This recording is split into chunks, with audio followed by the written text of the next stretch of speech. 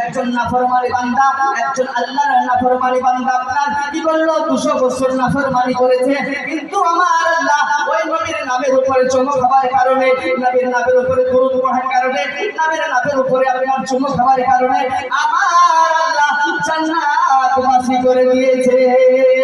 সুবহানাল্লাহ, সুবহানাল্লাহ। এই লোকটা কিভাবে জান্নাত পেল জানেন?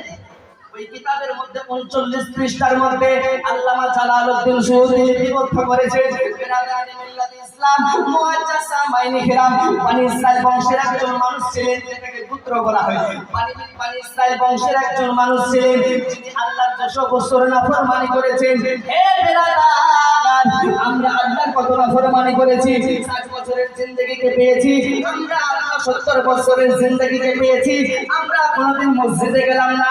ওই ব্যক্তিটা কি করলো? আপনার আল্লাহর 200 বছর নাফরমানি করেছে, এইভাবে